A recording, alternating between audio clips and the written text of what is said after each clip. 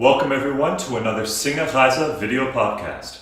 My name is Jonathan Silvia and I'm your host. Thanks for joining us. In a moment, we'll be taking a look at the next song in the Winterreise cycle. But if you're new to Singerreise, you might wonder why I've been making all of these videos about Schubert's Winterreise. Perhaps your first video was the interview that I did with Marlon Trigg.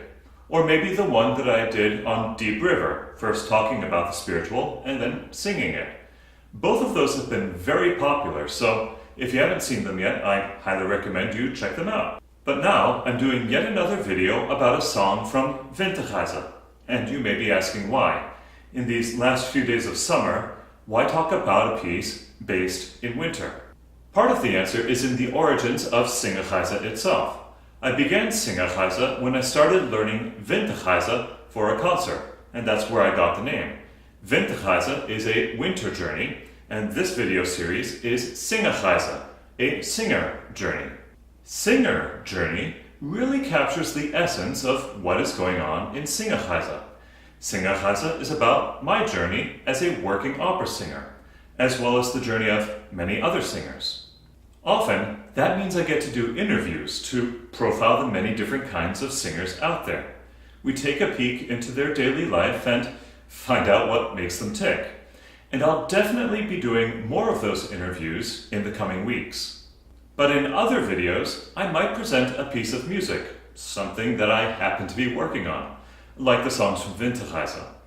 In these videos, I'm showing you what I learn about the piece as I, myself, am in the process of learning it. By seeing the action behind the scenes, I'm hoping that you will gain some insight into how you can think about and learn music yourself. Or if you happen to be working on this exact piece, it'll give you a starting point for how to approach it. I am a teacher at heart, and that's part of Singerreise's mission. It's my desire that you'll not only be entertained by these videos, but that you might learn something. And I hope that you might even be encouraged to try something new in your own music making. The songs in Winterreise are simply a beginning that will likely take me the better part of a year to fully accomplish. But talking about Winterreise's songs is a start, an example. From here, we can talk about the texts of songs, about their interpretation, their style, composition, history, context, so many things. So, this is going to be another one of those videos. In this episode, we're going to take a look at number 16 in the Winterreise cycle, Letzte Hoffnung, or Last Hope. That's 16 of 24, by the way.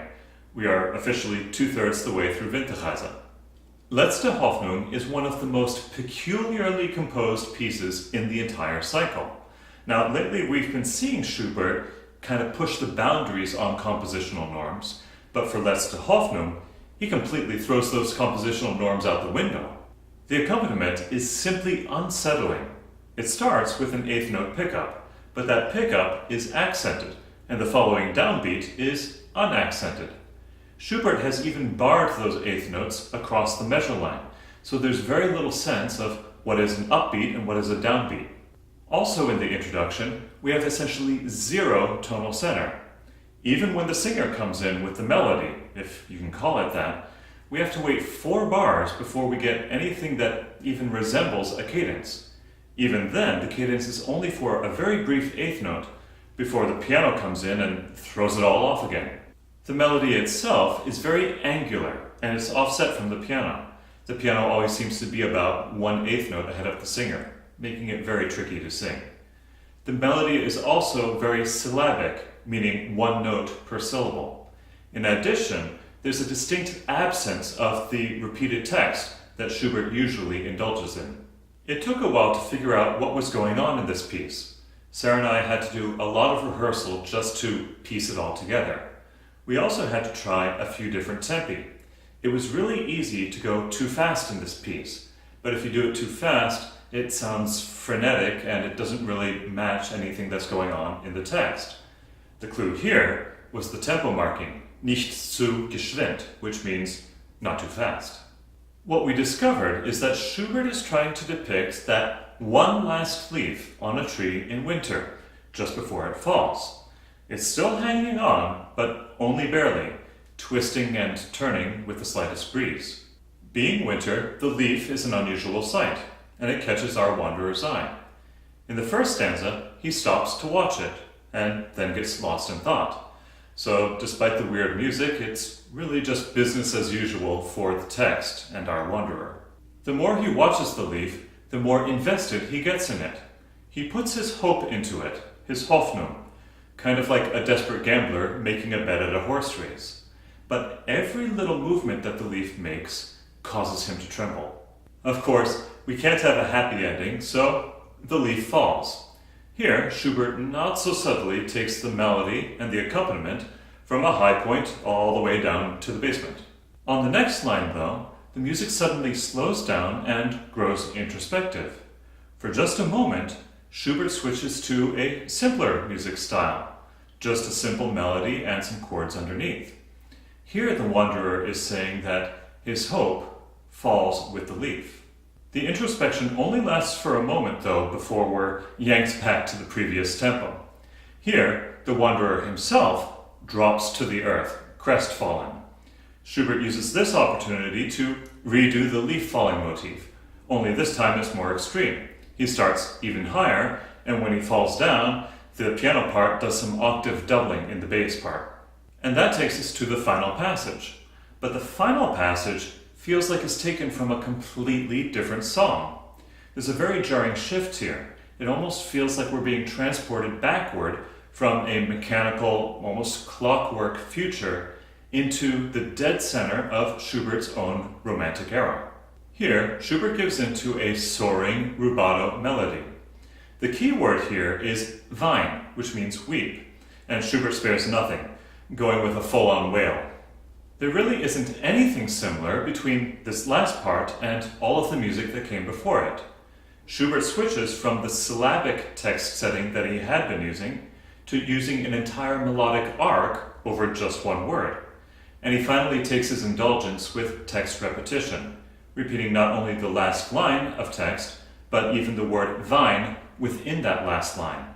Putting it all together, I think that this odd sort of music is actually the music of hope itself. But hope in Winterreise is foreign. Hope is forward-looking, but forward-looking into a mechanical and almost passionless future.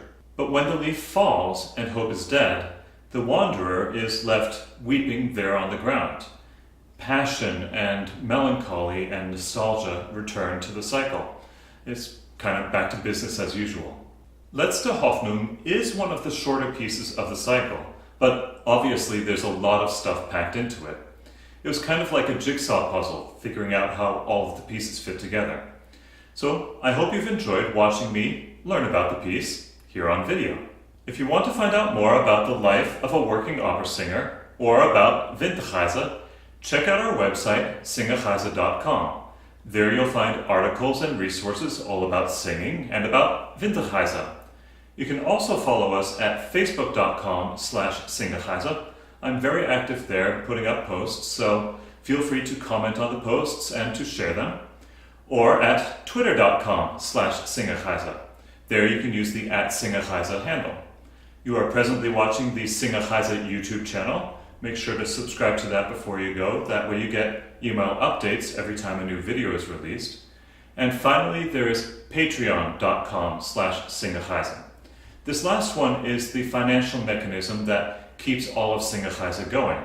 With your support of just a few dollars each month, I can keep going with Singerreise and even finish Winterreise, talk about other songs, do more interviews, and achieve all of my long-term goals.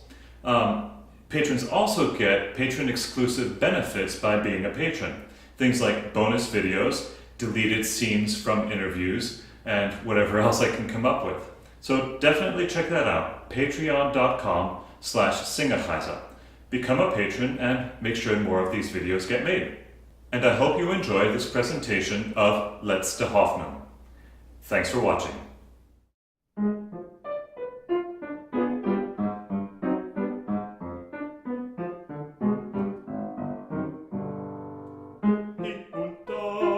Ist an den Bäumen manches bunte Blatt zu sehen.